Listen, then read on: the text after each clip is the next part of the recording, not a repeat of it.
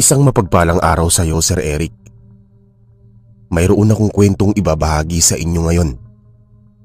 Tungkol ito sa sarili kong karanasan kasama ang aking alagang Sigbin, kung saan ito ang naging kakampi ko at tagaprotekta ng aking buong pamilya laban sa sarili kong mga kaanak na nahawaan sa pagiging aswang ng kanilang kapitbahay. Itago niyo na lang ako sa pangalang Adolfo. Binata pa lang at kasalukuyang naninirahan sa baryo ng Santa Ines. Ang pamilya namin ay kabilang sa pinakamayamang angkan ng aming lugar. 9 na taong gulang pa lang ako noong magkaroon ako ng alagang Sigbin. Ako lamang ang nakakakita sa nilalang na ito, sapagkat sa akin lang di man ito nagpapakita. Maging ang aking pamilya, hindi nila nakikita ang alaga kong Sigbin. Bagaman nararamdaman naman nila na sa paligid lang nila ito. Takot na takot pa nga ako noon nang unang beses kong makita ang Sigbin na ito, sapagkat isa rin naman itong uri ng aswang at talagang hindi kaaya-aya ang wangis nito. Sa kagubatan ko natagpuan itong Sigbin at naghihingalo na to noon. Sugatan ng malalim at nag-aagaw buhay. Kahit nakakatakot tignan ang itsura ng Sigbin na ito, nilakasan ko pa rin ang aking kalooban na gamutin ang sugat nito. Pinakain ko at pinagaling ang nanghihina nitong katawan hanggang sa gumaling ito pagkatapos ng ilang araw. Magmula noon, hindi na ako iniiwan ng nilalang na ito. Nang dahil sa pag-aalaga ko rito sa Sigbin, ay itinuring na nga ako nitong amo. Tuloy ay lagi akong namomroblema kung saan ako maghahanap ng pwedeng ipakain sa aking alaga. Lalo na't sinasabi nila na kung hindi ko raw ito pakakainin ay ako naman ang hindi papalarin at maaari ngang mabiktima ng mga ganitong uri ng nilalang. Sa umpisa inilihim ko sa aking mga magulang ang tungkol sa bagay na ito. Kaya lang hindi nagtagal ay dumating din ang araw ng pagkabunyag ng aking lihim. Unang nakatuklas sa Sigbin na alaga ko ay ang aking kakambal na babae na si Adelpa. Sinabihan ko si Adelpa noon na manahimik lang, ngunit napakatigas talaga ng ulo niya at talagang isinumbong ako kina inay at itay. Akala ko noon pagagalitan ako ng aking mga magulang dahil sa dami ng pwede kong gawing alaga. Itong Sigbin pa talaga na sobrang mapanganib. Pero hindi ko sukat akalain na hindi naman pala natatakot ang aking buong pamilya na Sigbin na ito. Tila nga natutuwa pa sila, kaya nagtataka rin ako kung bakit. Ang buong akala ko kasi ay hindi nila ako papayagang mag-alaga ng ganitong uri ng nilalang. Kaya ko nga ito inilihim sa kanila ng maraming taon. Yun pala natutuwa pa ang mga magulang ko, sapagkat mayroon na umano kaming kakamping nilalang laban sa mga kaanak naming aswang. Itong mga kaanak kasi namin, hindi namin makasundo at laging mayroong gulo sa pagitan ng aming pamilya. Sa pamilya ng mga aswang na yon, matapang sila dahil aswang sila. Pero ngayong mayroon na kaming alagang Sigbin, medyo panatag na ang aming kalooban dahil kahit papaano ay mayroong tutulong sa amin kung sakaling aatake ang mga aswang na yon. Ilang beses na rin nila kaming tinakot at pinagbabantaan sa tuwing nagkakainitan kami. Takot lang talaga kaming lumaban. Ano namang laban namin sa mga aswang gayong ordinaryong tao lang kami. Hindi sana ipinanganak na aswang ang mga kaanak namin yon. Ngunit nang dahil sa tinatawag nilang yanggaw, kung saan ang laway ng aswang ay pinapahid nila sa gustong pahawaan o sa pamamagitan ng pagkain, sinawim palad ang mga kaanak ko at ngayon ay nahawaan na nga ng pagiging aswang. Pero hindi alam ng ibang tao ang tungkol sa bagay na ito. Ang nakakaalam lang ay kami-kami lang din na kaanak nila. Kaya bilang respeto sa aming buong angkan, hindi pa rin namin ito pinagkakalat sapagkat maaari pa rin namang madamay ang aking pamilya kung sakaling malaman ng ibang tao na aswang ang aming pinsan, tiyuhin at tiyahin.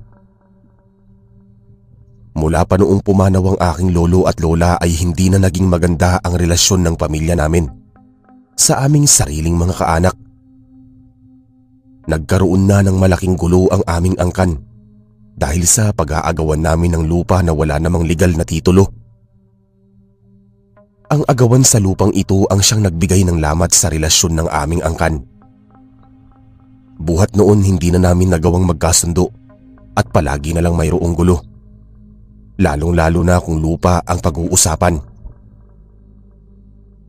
Nakakalungkot mang isipin ngunit agawan sa lupa ang siyang pangunahing dahilan kung bakit mayroong banta ang buhay ng aking pamilya laban sa pamilyang kabilang lang din sa aming angkan. Nagkataon din kasi na kaagaw namin sa lupa ay yun pang mga kaanak naming nahawaan ng pagiging aswang. Dahil sa kaguluhang ito, sinubukan ng aking ama na si Mang Arturo na magpatawag ng pagpupulong kasama ang pamilya ng mga aswang na yon. Sapagkat sila lang naman ang kaagaw namin sa partikular na lupa ng aking yumaong lolo at lola. Nagpupulong kami sa aming sariling pamamahay at nagbabaka sakali si Itay na maidadaan pa namin ito sa mahinahong usapan. Lalo na't ayaw niya ng matinding kaguluhan. Maging ako, hindi ko rin hiniling na magkagulo ng malala ang angkan namin. Nagpatawag ako ng pagpupulong para sana matapos na itong gulo sa pagitan ng bawat pamilya natin. Seryosong panimula ng aking ama. Para saan ba ito, Arturo? Pagalit namang tanong ng aking tiyuhing aswang na si Tio Terio. Nakakunot ang noo ng aking tiyuhin at halatang ayaw niyang kausapin ng aking ama. Kasama rin ni Tio Terio ang kanyang buong pamilya. Bagaman alam ni tatay na aswang na ang pamilyang ito, ay nagawa niya pa rin patuloyin sa aming bahay sapagkat sa isip niya ay higit itong mainam upang hindi kami tuluyang magkagulo. Huwag sana kayong magalit, Terio. Nais ko na talagang ipaintindi sa inyo na bago pumanaw ang ating ama. Heto na naman ba ang pag-uusapan natin, Arturo? Hindi pa man natapos ni Itay ang kanyang sasabihin, ay pagalit nang sumabat si Tio sa kanya. Tuloy ay napahinga ng malalim ang aking ama para pigilan ang sarili niyang magalit. Alam kong nagpipigil lang ng galit si Itay dahil natatakot pa rin siyang kalabanin ng aswang naming kaanak, kaya nagtitimpi na lang siya ng husto. Habang nag-uusap silang dalawa ay tahimik lang kaming lahat na nakikinig sa daloy ng kanilang usapan. Ngunit pinanatili ko ang sarili ko na maging alerto sa lahat ng oras dahil baka hindi makapagpigil ang aking ama at tiyuhin. Baka magkasakitan sila ng wala sa oras. Ano pa bang pakikinggan ko sa iyo, Arturo? Ipipilit mo lang sa akin na sa iyo ang lupang yon? Gayong ako naman ang nagtatrabaho nun mula pa noon. Huwag mo akong sagarin sa gulong ito. Galit ngang singhal ni Tio kay Itay. Malakas na ang pagsigaw ng aking Tio kaya naging mas alerto na ako. Hanggang sa hindi na nga napigilan pa ni Itay ang sumigaw na rin. Napakahangal mo naman kasi at hindi ka nakakaintindi. Sa akin yun ibinigay ng ating mga magulang. Singhal na nga rin ni Itay sa kanyang kapatid. Mabilis akong kumilos para awatin silang dalawa dahil painit na ng painit ang kanilang usapan. Kung hindi ako kikilos, ay tiyak na magsisigawan na naman sila at maaaring mauwi pa sa pagkakasakitan. Hindi naman ako makakapayag na mangyari ang bagay na yon, lalo na't kasama rin namin ang aking ina at ang kakambal kong babae na si Adelpa. Habang inaawat ko si Itay ay pabulong kong ipinaalala sa kanya ang dahilan kung bakit kami nakikipagpulong ngayon sa pamilya ng mga aswang na ito. Kapayapaan ang aming hangad at hindi kaguluhan.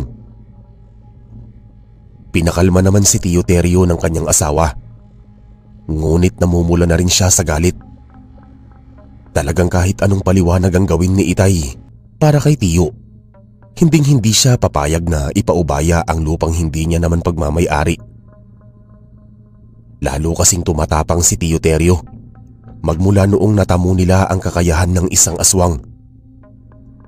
Dahil ito ang ginagawa nilang panakot laban sa aking pamilya. Kaya ngayon ay napakatapang na nilang makipag-agawan sa amin sa lupang ito. Mayaman din kasi sa iba't ibang produkto ang naturang malawak na ektarya ng lupa. Tandaan mo ito, Arturo. Hinding-hindi mo makukuha ang lupang yon. Kaya kung ako sa'yo, huwag ka nang lumaban pa kung ayaw mong kalimutan kong kapatid kita. Baka hindi kita matansya at magawa kitang lapain. May diin na wika ni Tiyo Teryo. Pagkatapos ay pagalit na itong pumanaog ng bahay. Kasunod ang kanyang asawa at anak. Nag-iwan pa si Tiyo ng matalim na tingin at pagbabanta sa amin bago sila tuluyang lumisan. Tuloy ay hindi agarang nakapagsalita ang aking ama nang dahil sa maitim na pagbabantang yon ng kanyang kapatid. Maya-maya pa, nang tuluyan ng makaalis ang pamilya ni Tiyo Teryo, ay saka pa lamang sumabog sa galit si Itay. Ngayon niya lang nagawang ilabas ang apoy sa kanyang damdamin na kanina niya pa pinipigilang lunukin. Walang hiyang lalaking yon. Ang lakas ng loob niyang pagbantaan ako ng ganon. Kaya lang siya matapang dahil isa na siyang aswang. Sunod-sunod na sambit ni Itay. Nakakunot lang ang aking noo habang sinusuway ng kakambal kong si Adelpa ang ama naming nag-aapoy na sa galit. Sumunod namang sumuway si Inay. Palaging sinasabi ni Inay na wala kaming laban sa mga aswang na pamilyang yon dahil ordinaryong tao lang kami. Masyadong mapagkumbaba si Inay kahit alam niyang hindi na tama itong ginagawa ni Tiyo Teryo sa amin. Talagang ang gusto ni Inay ay magpakumbaba na lang kami. Nais nga ni Inay na ipaubaya na lang itong lupa dahil ito lang ang pinagmumulan ng gulo ng angkan namin. Pero ayaw naman ni Itay. Ako rin naman. Ayaw kong bitawan itong lupang to. Malaki ang maitutulong nito para sa kinabukasan naming lahat. Saka isa pa sa amin na talaga ito iniwan ng aming yumaong lolo at lola. Hindi kay Tiyo Teryo. Hindi ko lang sukat akalain na nang dahil sa yaman ng mga namayapang magulang ni Itay ay nagkakagulo kami ngayon at mayroon nang banta ang aming buhay. Samantala kahit anong pagpapakalma ni na Inay at Adelpa kay Itay ay hindi pa rin ito tumatalab. Kilala ko si Itay. Walang makakapagpakalma sa kanya kung talagang galit siya. Huhupa lang ng kusa ang kanyang galit at maghihintay lang kaming kumalma siya. Noon pa man inaasam na namin na magkaroon ng sandata laban sa mga aswang para may magamit kaming panangga sa kanila kung sakaling lumala ang agawan namin sa malaking ektarya ng lupang ito. Hindi ko lang talaga alam kung saan makakahanap ng mga ganoong uri ng sandata. Tahimik lang ako habang naglalabas si Itay ng kanyang galit. Ngunit nakakunot na ang aking noo. Galit din ako kay Tiyo Teryo. Subalit hindi katulad ni Itay ay mahusay naman akong pigilan ng tunay kong emosyon. Mahirap na kung pati ako ay magwawala din. Malilito sina Inay at Adelpa kung sino sa amin ni Itay ang uunahin nilang pakakalmahin. Kanina pa sa pagpupulong habang nagtatapang-tapangan ng tiyuhin kong si Tiyo Teryo, ay gustong-gusto ko na rin talaga siyang singhalan, lalo na nang kinawawa niya ang aking ama. Ang yabang-yabang ng tiyuhin kong yon. Kaya lang ay talagang pinigilan ko ang aking sarili, lalo na't mahigpit na kabilin-bilinan ni Itay sa akin na wag na akong makisali sa gulong ito. Kung nagkataon kasing sumabat ako kanina, ay tiyak na madaragdagan ang tensyon na namamagitan sa bawat pamilya namin. At posible ring lalawak ang gulo sa buong angkan dahil magkakampihan na ang bawat pamilya. Hindi pa rin matigil si Itay sa pagwawala. Pinagsisipa na nga niya ang lahat ng mga bagay na maabutan ng kanyang paa, kaya hindi tuloy nakaligtas ang aming mga upuan. Natumba pa ang mga ito nang mapagbuntunan ng galit na kasalukuyang sumasakop sa puso ni Itay. Malinaw naman kasi talaga na bago pumanaw sina lolo at lola ay pinamana sa aking ama ang lupang pinag-aagawan namin ngayon. Saksi nga ang aking buong pamilya sa mga sandaling yon, dahil narinig namin mismo ito nang iniusal ito ni lolo bago siya nalagutan ng hininga. Talagang wala lang doon si Tio Terio kaya hindi siya naniniwala sapagkat hindi niya rin naman naririnig ang sinabi ng kanyang ama. Gayunpaman, mayroon din naman sanang parte sa lupa si Tio Terio. Sadyang nais niya lang angkinin maging ang para sa amin ng pamilya ko. Masyado lang ganid sa yaman ng aking tiyuhin na halos gusto niyang angkinin na lahat pati ang parte ng iba. Lubhang napakatukso na ni Tio Terio magmula noong mahawaan siya at ang kanyang buong pamilya sa pagiging aswang. Tama na yan, Itay. Ang mabuti pa, itong kaarawan na lang namin ni Adelpa ang pagtuunan natin ng pansin. Ilang araw na lang at sasapit na ang kaarawan namin. Kailangan natin itong paghandaan. Saad ko, pagkatapos kumalma ng kaunti. Mabuti na lang at unti-unti na rin kumakalma ang aking ama. Kaya pinaupo na siya ni inay saka pinainom ng isang baso ng tubig. Ilang araw na lang sasapit na ang ika-18 kaarawan namin ng aking kakambal. Dibo rin ito ni Adelpa, kaya nais ng buong pamilya namin na gawing magarbo ang handaan nito. Gusto naming imbitahan ang lahat ng aming mga kaanak, kaibigan, kakilala, kapitbahay at marami pang iba na may magandang relasyon sa aming pamilya. Maging ang pamilya ni Tio Terio ay naimbitahan na lang din dahil kay inay, dahil sa kanyang pagiging mapagkumbaba. Kinagabihan, agad ko nang kinuha ang itinago kong ilang hiwa ng karning manok para pakainin ng alaga kong Sigbin. Tira-tira lang ito sa ulam namin nang maghapunan kami. Ako naman kasi ang palaging nagluluto ng ulam, kaya nang inutusan ako ng aking ina na magkatay ng manok, ay nagtabi na rin ako ng may kaliitang hiwa para sa aking alaga. Mabuti nga ito at nakatipid ako sa pamimili ng karne sa palengke para lang sa Sigbin na yon. Madalas kasi akong pumupunta sa palengke para lang bumili ng kaunting hiwa ng karneng ipapakain ko sa Sigbin.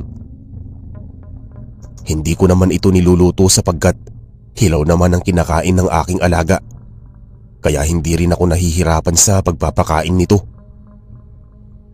Sa tuwing wala naman akong salapi para bumili ng karne, ay nanghuhuli lang ako ng mga ibon at iba't ibang uri ng hayop sa kagubatan para ipakain sa alaga kong Sigbin.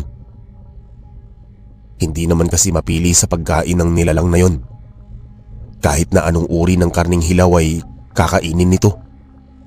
Kahit pa aso, pusa o dagayan. Kaya lang ay labis naman akong naaawa sa mga pusa at aso, kaya hindi ko ito pinapakain sa Sigbin. Kahit pa may isang beses noon na natagpuan kong lumalapa ang alaga kong Sigbin ng isang malaking pusa na kung titignan ay buhay pa ng biniktima nito. Heto na ang iyong hapunan, kaibigan. Sana ay mabusog ka na niyan. Wika ko nga, saka inihagi sa Sigbi ng isang hiwa ng karning manok na hilaw. Agaran naman itong sinunggaban ng Sigbin, saka mabilis na nilantakan. Kung makakain ng nilalang na ito ay para bang gutom na gutom siyang gayong palagi ko namang yung pinapakain.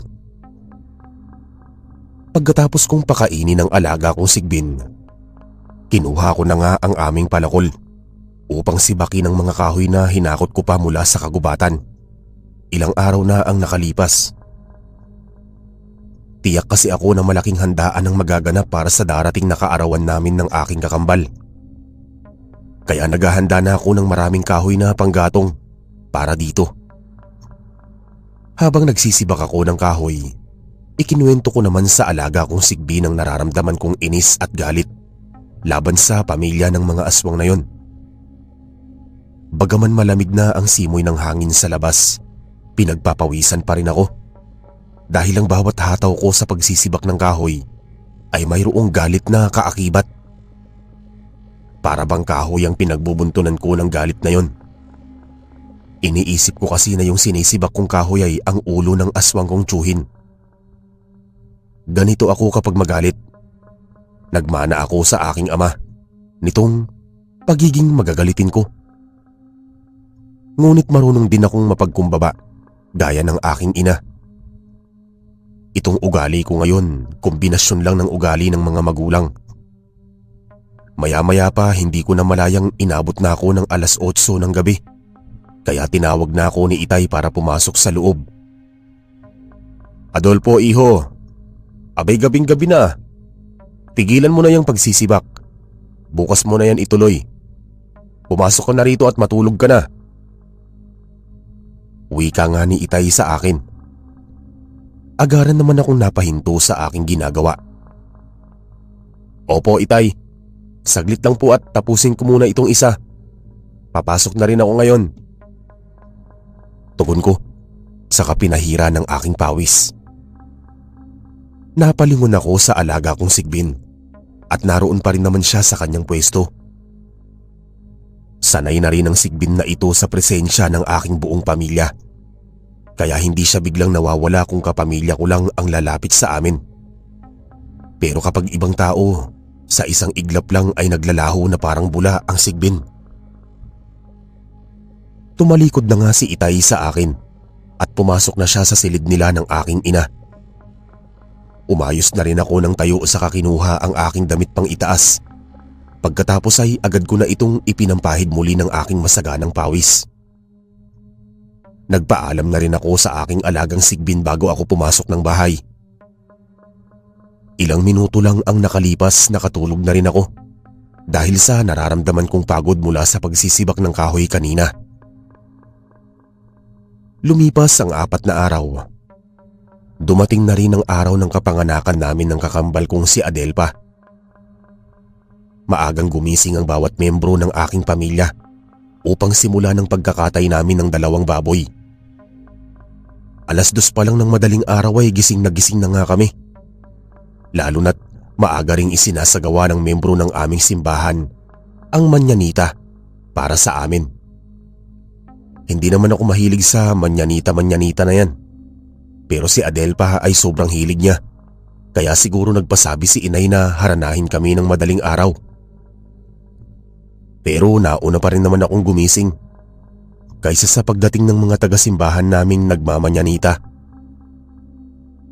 Marami ang dumayo sa bahay namin para tulungan kaming magkatay ng baboy at magluto ng iba't ibang putahe ng karne nito. Hindi ganun kalapit ang kinaroroonan ng bahay ng aming mga kapitbahay. Ngunit noong isang araw pa lang, bago ang kaarawan namin, ay inimbitahan na ni Itay ang mga taong ito para tulungan kami sa paghahanda. Kaya lang sa kasamaang palad nga ay nakiusap si inay na imbitahan na rin maging si Tio Terio at ang kanyang buong pamilya. Dahil baka sakaling lumamig-lamig rin ang ulo ng mga ito laban sa amin. Hindi nga sana ako papayag pati sina Adelpa at Itay dahil ayaw naming magkaroon ng mga aswang na bisita.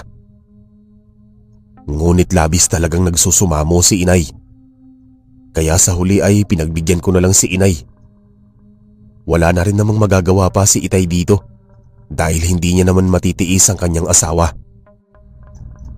Samantalang si Adelpa ay umaasan lang na hindi sana manggulo ang aswang na pamilyang yon sa aming kaarawan. Maging ako, aasa na lang din na matatapos ang selebrasyon ng ayos lang ang lahat at walang kaguluhan. Nang unti-unti nang magliwanag ang paligid, sinimulan na naming lahat ang pagluluto ng iba't ibang karne ng baboy. Maaga na ring naligo at nagpaganda si Adelpa. Samantalang ako ay heto pa rin at abala pa sa pagluluto. Hay nako, ang mga babae talaga. Anak, ang mabuti pa ay maligo ka na. Kami na ang bahala riyan. Kanina pa tapos ang kapatid mo sa pagligo. Samantalang ikaw riyan pinagpapawisan pa. Tawag ni Itay sa akin nang makita niyang abala pa rin ako sa pagluluto ng dinuguan. Tapusin ko na lang po ito, Itay. Wika ko pa sa kanya. Naku, hindi na. Ako na riyan, iho. Magpahinga ka na muna at nang makaligo ka na mamaya. Pamimilit pa ni Itay. Sa huli ay wala na akong nagawa pa, lalo na nang agawin na ni Itay ang hawak kong sandok. Umalis na lang ako sa kusina saka nagtungo sa aking silid. Nagpahinga muna ako ng ilang minuto habang pinapahira ng aking masaganang pawis. Pagkatapos ay agad na nga ako nagtungo sa batis at naligo. Habang abala ako sa pagsasabon ng aking katawan, bahagyang kumunot ang aking noo nang may mga kaluskos akong naririnig mula sa aking paligid. Sino yan? Tanong ko nga habang nakakunot pa ang aking noo. Inulit ko ang pagtatanong ngunit wala akong nakukuhang tugon, kaya hindi ko na lang ito pinansin pa. Kahit bahagya pa akong kinakabahan. Wala namang sumasagot at nawala na rin ang kaluskos kaya nagmamadali na lang akong magbanlaw sa dumiretso na agad ng uwi. Mabilis din akong nagbihis. Ilang oras ang lumipas, sinimulan na nga namin ng masayang handaan at salo-salo. Maraming mga tao ang dumalo lalo na noong pananghalian na. Nagsipagdagsa na ang mga tao. Karamihan ay naroon na nga ang aming mga inimbita. Ngunit may iilan ding hindi namin kakilala. Uso naman kasi sa amin na yung mga taong inimbita namin ay mang-iimbita rin ng ibang tao. Kaya hindi talaga maiwasang may mga bisita na hindi nakikilala ng pamilya ng nagdiriwang. Bukod pa rito, hindi rin nakaligtas sa aking paningin si Tio Terio at ang kanyang buong pamilya. Naroon lang sila sa gilid at tahimik na kumakain. Ngunit parating nakakunot ang kanilang noo na parabang lahat ng putahing inihanda namin ay hindi nila nagugustuhan. Kung sa bagay, iba na nga kasi ang panlasa ng mga aswang. Ngunit sa isip ko pa kung hindi naman pala magugustuhan nila Tio ang mga nakahain sa hapag. Hindi na lang sana sila pumunta sa handaan. Baka mamaya ay manggugulo pa ang mga yun dito. Maya-maya pa ay binabati na nga kami ng mga tao ng isang maligayang kaarawan. Kanya-kanya nila kaming binabati ni Adelpa. Ang kambal ko lang ang natutuwa kada may bumabati sa kanya. Dahil ako nahihiya lang ako sa mga ganitong bagay. Hindi nga naman kasi ako sanay sa binabati ng kaarawan. Parang nakakabakla lang kasi. Maya-maya pa tulad ng inaasahan pagkatapos kumain ay nagkanya-kanya na rin ng uwi ang mga tao. Karamihan sa kanila ay mayroon pang dalang ulam na inilagay sa supot at itinago sa kani-kanilang bag ng palihim. Kitang-kita ko ang tandidekwat nilang yun ngunit hinayaan ko na lang dahil nakahihiya naman kung tatawagin ko pa. Kaunti na lang ang naiiwang bisita sa aming bahay. Makalipas ang ilang minuto ay isa-isa nang binibigyan ni Itay ng mga hilaw at lutong karne ang ilan sa mga kaanak para may maiuwi naman ang mga ito. Maging ang mga tumulong sa amin na magkatay ng baboy at magluto ay binigyan na rin namin. At natural lang na mas marami ang hati nila kaysa sa mga ordinaryong bisita lang namin. Sila ang naghihirap na tulungan kami sa handaan kaya dapat lang na masiyahan din sila sa kanilang pag-uwi. Maya-maya pa, nagulat ako sa biglang malakas na kalabog mula sa paligid. Agad akong napalingon at nakita kong sinipa ni Tio Terio ang upuan na nasa kanilang gilid. Dahil dito ay agaran akong lumapit sa kinaroroonan ng aking tiyuhin para itanong sa kanya kung anong problema niya. At tila nag-uusok na naman ang kanyang ilong sa galit. Tio Terio, ano pong problema? Takang tanong ko nga sa kanya. Kayo ng Itay mo ang problema. Galit namang sigaw ni Tio. Ang lahat ng kaanak natin, binigyan ninyo ng ulam na maiuuwi. Pero kami, kaunti lang ang ibinigay ninyo sa amin at luto pa talaga. Dagdag pa niya. Namumula na nga ang mukha ni Tio sa galit dahil lang sa bagay na yon. Napakaikli talaga ng kanyang buntot at nasubrahan sa pagiging mayabang. Daig pa ni Tio Teryo ang bata sa dahilan ng ipinagpuputok ng kanyang butsi. Binigyan na rin naman namin siya pero nagrereklamo pa talaga. Malamang na kaunti lang ang hati niya dahil hindi naman siya tumulong at bisita lang din. Maya-maya lang ay pinagtitinginan na kami ng mga tao, kasabay ng paglapit ni Itay sa kinaroroonan namin. Tinanong agad kami ni Itay kung ano ang problema. Ayaw pala ni Tio Teryo ang lutong karne, sapagkat ang gusto niya ay yung hilaw. Bahagya pa nga silang nagkasagutang muli ni Itay dahil sa lakas ng loob ni Tio Teryo na magreklamo. Gayong hindi naman siya tumulong sa pagkakatay ng baboy at pagluluto ng karne. Dumalo lang naman sa aming selebrasyon ng pamilya niya nang malapit ng mananghalian, kaya wala talaga silang naitulong at pawang bisita lang din namin. Mabuting at nilaanan pa siya ng ulam pero matapang pa rin na magreklamo at manggulo. Talagang naghahanap kayo ng gulo, Arturo? Kung ganun titiyakin kong pagsisisihan ninyo itong pangiinsulto sa akin. May diin na bulalas ni Tio Teryo. Hindi ko malaman ang bigla ang kilabot na hatid ng pagbabantang yon sa aking katawan. Para bang may nais ipahiwatig si Tio Teryo na hindi pa namin maintindihan ng aking ama. Sapagkat kasalukuyan pa kaming nagtitimpi sa galit na nararamdaman para sa abusadong aswang na yon. May mga nagtangkang umawat kina Itay at Tio ngunit hindi na nakalapit ang mga ito. Sapagkat si Tio Teryo na ang kusang lumayo ngunit nag-iwan siya ng isang nakakakilabot na ngisi sa bawat miyembro ng aking pamilya. Maging ang kakambal kong si Adelpa ay hindi rin nakaligtas kay Tio Teryo dahil tinapunan niya rin ng isang kakaibang ngisi ang aking kapatid. Tuloy ay bigla ang napakapit si Adelpa sa braso ng ina namin. Halatang natatakot si Adelpa sa ngising yun ng aming tiyuhin, kaya agad rin siyang niyakap ni inay sa mga sandaling yun. Alam na ng aking buong pamilya na hindi na maganda ang susunod na mangyayari. Kaya kinakailangan na talaga naming mag-ingat. Ilang araw pagkatapos ng pangyayaring yun, nakatanggap si Adelpa ng imbitasyon mula sa pamilya ng matalik niyang kaibigan. Ikakasal na raw ito at kinukuha nila si Adelpa bilang abay sa kasal. May kalayuan ng bahay ng kaibigan ng aking kapatid, kaya kinakailangan niyang magkaroon ng kasama para makapunta doon. Kaya nagpasya ang mga magulang namin na sila na lang mismo ang maghatid kay Adelpa, lalo na't nais din daw nilang makapasyal sa ibang lugar. Umalis na nga sina Inay at Itay at Adelpa. Naiwan akong mag-isa sa aming bahay kasama ang aking alagang Sigbin, sapagkat hindi naman mapalagay ang aking buong pamilya kung walang maiiwan dito. Maaari kasing pasukin ito ng masasamang loob. Mahirap na, maubos pa ang mga iniingatan naming alahas at salapi, maging ang iba pang mamahalin naming gamit.